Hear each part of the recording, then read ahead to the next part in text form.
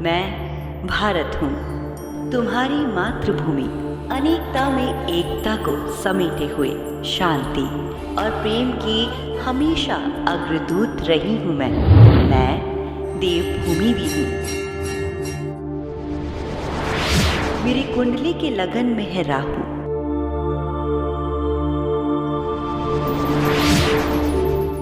तो मंगल द्वितीय भाव में है।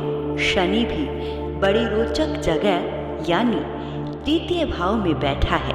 मेरे लड़ने की क्षमता गजब की है।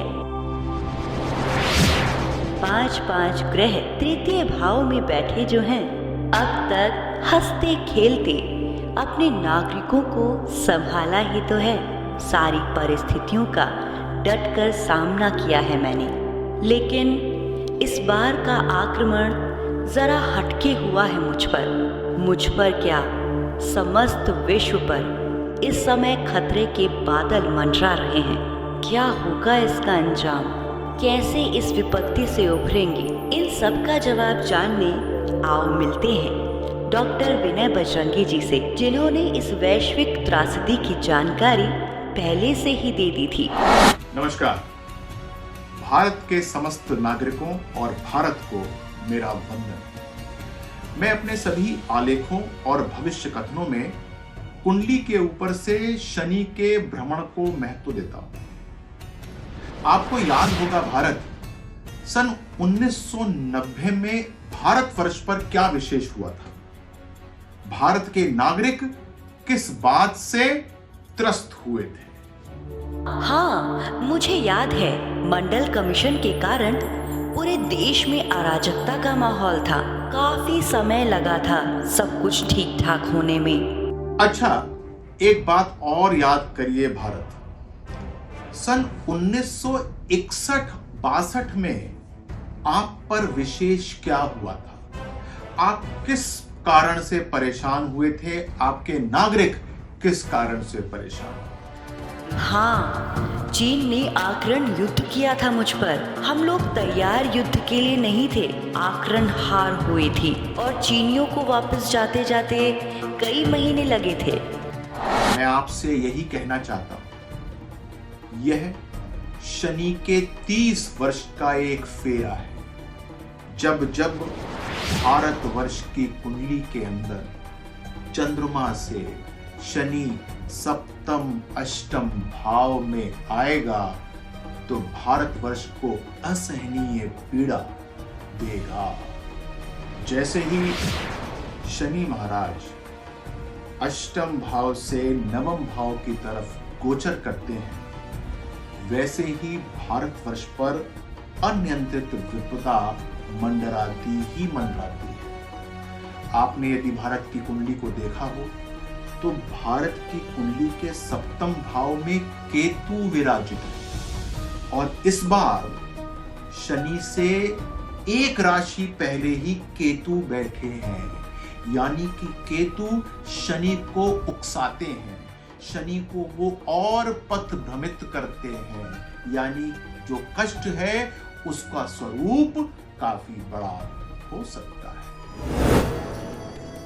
लेकिन एक बात तो बताइए विनय बजरंगी जी कि मेरे नागरिकों पर जो ये कष्ट हो रहा है ये कब तक रहने वाला है और कब तक सबको ये पीड़ा का अनुभव करना पड़ सकता है?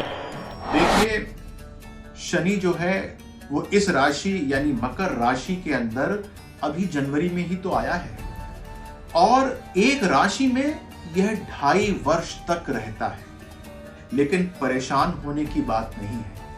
2.5 वर्ष तक इस परेशानी में इतनी ही उत्तेजना नहीं रहेगी, क्योंकि अक्टूबर के महीने में केतु महाराज धनु राशि को छोड़कर वृश्चिक राशि के अंदर प्रवेश हो जाएंगे। इसका मतलब ये हुआ कि शनि जो परेशानी दे रहा है, जितनी इंटेंसिटी के साथ परेशानी दे रहा है, उस इंटेंसिटी के अंदर कमी आ जाएगी। लेकिन अक्टूबर तक तो ये परेशानी इसी तरीके से चलेगी ही। कैसी परेशानियां और किस प्रकार से लोग इनसे निपटेंगे? शनि जब जब परेशानियां देने वाला बनता है तो उसके दुर्गुणों में बढ़ोतरी हो जाती है। यानी कि लंबे समय तक कष्ट में ढील न देना। और सबसे बड़ी बात यह है कि स्वभाव के अंदर दुर्गुणों को बढ़ा देना। जो व्यक्ति जितनी मेहनत करता है उस मेहनत के अनुरूप उसको फल न मिलना, यह शनि की विशेषताएं हैं और इसके अंदर बढ़ोतरी होती ही होती है। एक बात मैं आपको और बतलाना चाहता हूं, मेहनत शनि आपकी व्यर्थ कर सकते हैं। पदोन्नति की बात तो भूल जाइए, पद से नीचे उतरने की बात भी हो सकती है। पूरा विश्व आर्थिक संकट के अंदर तो है ही, भारत भी विशेष तौर से आर्थिक संकट से गुजर सकता है। तो ऐसे में अपने दृष्टिकोण के अंदर एक बदलाव लाने की आवश्यकता है। हम जिस प्रकार से अपने जीवन को अब तक देखते आ रहे थे, उसके अंदर एक बदलाव लाने का वक्त या समय आ गया है। ये बात तो ठीक है कि मेरे नागरिक मजे में तो मैं मजे में। तो फिर आप ही बतलाइए कि किन किन बातों का ध्यान रखना चाहिए मेरे नागरिकों को। ये बदलाव क्या होना चाहिए, इसके लिए मैंने विस्तार से हर लगन वाले के लिए अपने ब्लॉग पर लिखा है। ये वक्त निराशा का नहीं है, ये वक्त बदलाव का है। बहुत सारी बिना मतलब की गैर जरूरी चीजों को तिलांजलि देने का है और अपने अंदर नए हुनर को विकसित या पैदा करने का है। ऐसा बहुत संभव है कि आपने अपने आप को जिसमें अब तक प्रवीण किया हो उसकी कद्र इस जमाने में ना बचे, लेकिन फिर भी परेशान होने की आवश्यकता नहीं है, क्योंकि ऐसे बहुत सारे नए आयाम हैं जो कि खुल जाएंगे और आपका जीवन जो है वो बहुत अच्छा होना आरंभ हो जाएगा। डर नहीं है कोई मुझे अब, मेरे बच्चों का साथ है।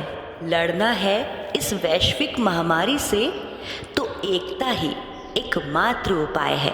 सबसे बड़ी बात यह है कि निराश होने की आवश्यकता नहीं है। यदि कहीं पर पतन है तो कहीं और उदय अवश्य होगा। सबसे बड़ी बात यह है कि अक्टूबर के बाद से तो जो समय आने वाला है भारतवर्ष के लिए वो बहुत अच्छा होने वाला है। उसके अंदर हर व्यक्ति को कहीं ना कहीं कुछ ना कुछ लाभ प्राप्ति का एक समय है।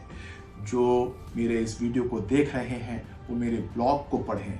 जो आपका लग्न है उसके बारे में समझने की चेष्टा करें कि क्या आपको करना शुरू करना चाहिए और क्या जो अब तक कर रहे हैं उसको बंद करना है।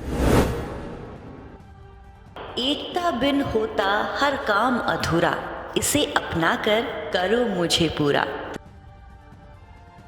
आश्वस्त रहिए, स्वस्थ रहिए, औरों को स्वस्थ रखने में अपना सहयोग दीजिए, भारत की बढ़ोतरी में अपना सहयोग दीजिए। नमस्कार।